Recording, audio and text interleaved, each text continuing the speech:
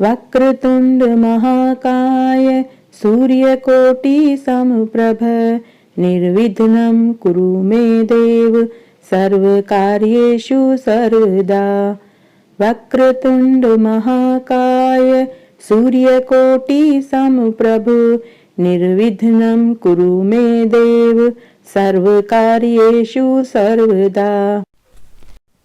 राधे राधे, जय श्री कृष्णा। मैं सीमा सिंह आप सभी को सादर प्रणाम करती हूँ। आज मैं आपको माघ मास के शुक्ल पक्ष की जया एकादशी की व्रत कथा सुनाने जा रही हूँ।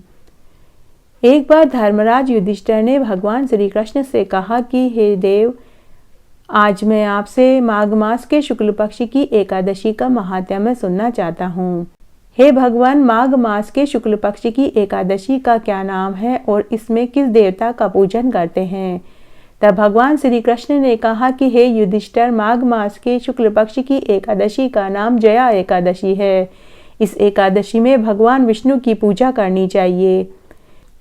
हे युधिष्ठिर, जो मनुष्य माघ मास की शुक्ल पक्ष की जया एकादशी का व्रत करता है वह मनुष्य ब्रह्महत्या जैसे पापों से छूट जाता है और मरने के बाद 1000 वर्ष तक स्वर्ग में वास करता है। हे राजन, जो मनुष्य माघ मास के शुक्ल पक्ष की जया एकादशी का व्रत करता है वह समस्त कुयोनि से छूट जाता है, अर्थात भूत प्रेत पिशाच आदि योनि से छूट जाता है। हे युधिष्ठिर, मैं तुम्हें इस संबंध में एक पौराणिक कथा सुनाता हूँ। एक समय इंद्र नागलोक में अपनी इच्छा अनुसार अप्सराओं के साथ रमण कर रहे थे, गंधर्व गान गा रहे थे।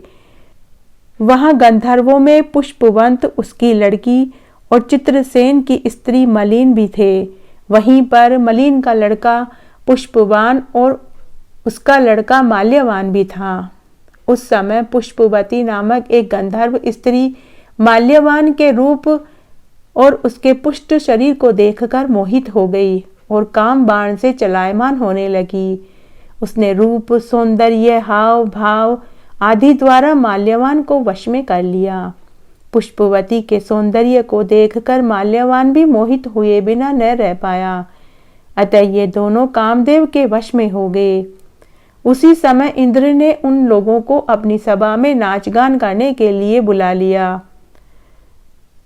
तब सभी अप्सराएं और गंधर्व कन्याएं वहां पर नाच गान करने के लिए इंद्र की सभा में पहुंच गए। परंतु कामदेव के प्रभाव से पुष्पवती और माल्यवान का नाच गाने में मन नहीं लग रहा था। वे अशुद्ध गाना गाने लगे। उनकी भाव भंगिमाओं को देखकर इंद्र ने उनके प्रेम को समझ लिया और इंद्र ने उसे अपना अपमान समझा। तब इंद्र ने रुष्ट होकर उन दोनों को शाप दे दिया कि तुम दोनों मृत्युलोक में जाकर पिशाच का रूप धारण करो और अपने कर्मों का फल भोगो। इंद्र के शाप को सुनकर वे दोनों बहुत दुखी हुए और हिमालय पर्वत पर पिशाच बनकर दुखपूर्वक अपना समय व्यतीत करने लगे। रात दिन उन्हें एक क्षण भी नींद नहीं आती थी। उस स्थान पर अत्यंत सर्दी थी। एक दिन पिशाच ने अपनी स्त्री से कहा कि हे प्रिय, न मालूम हमने पिछले जन्म में ऐसे कौन से पाप किए जिससे कि हमें इतनी दुखदायी यह पिशाच योनि प्राप्त हुई है। देवयोग से एक दिन माघ माह के शुक्ल पक्ष की जया एकादशी का दिन था। उस दिन सर्दी बहुत ज्यादा थी। वे दोनों किसी जीव को मारने में असमर्थ थे। उस दिन उन्होंने भोजन भी नहीं किया, नहीं कोई पाप कर्म किया। पूरा दिन कंदमूल फल खाकर बिताया। वे दोनों पीपल के पेड़ के नीचे बैठ गए। पूरी रात्रि उन्होंने एक दूसरे से चिपटकर बिताई। सर्दी की अधिकता के कारण उन्हें नींद नहीं आई। वे पूरी रात भगवान विष्णु की स्तुति करते रहे। सुबह उठते ही सूर्य नारायण भगवान की उन्होंने पूजा करी।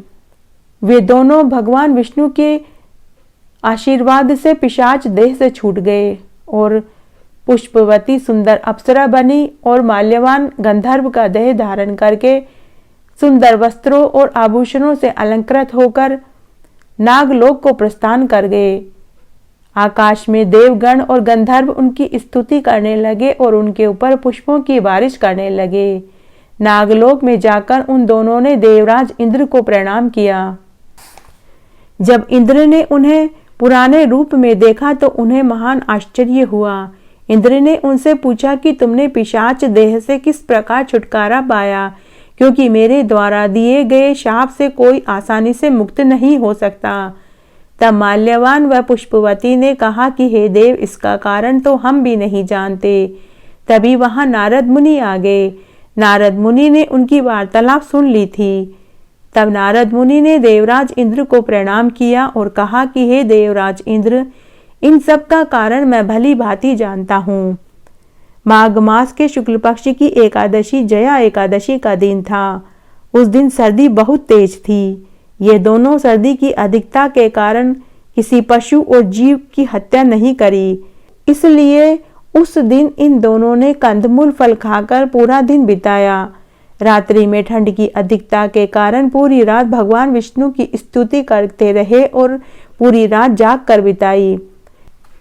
इस तरह अनजाने में ही इनसे माघ मास के शुक्ल पक्ष की जया एकादशी का व्रत हो गया और पूरी रात ठंड में इन्हें नींद न आने के कारण विष्णु स्तुति करके पूरी रात जाग कर बिताई और सुबह इन्होंने सूर्य नारायण भगवान को प्रणाम किया। भगवान विष्णु के वरदान से ये दोनों पिशाच योनि को छोड़कर माल्यवान ने गंधर्व देह धारण करी और पुष्पवती ने सुंदर अप्सरा का रूप धारण कर लिया। इस तरह नारद मुनि उन्हें पूरी बात बताकर नारायण नारायण नारायण करते हुए अपने लोक को वापस चले गए।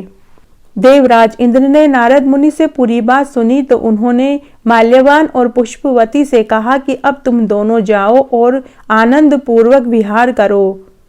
आगे भगवान श्री कृष्ण युधिष्ठिर से कहते हैं कि हे युधिष्ठिर, इस जया एकादशी का व्रत करने से मनुष्य कुयोनि से छूट जाता है।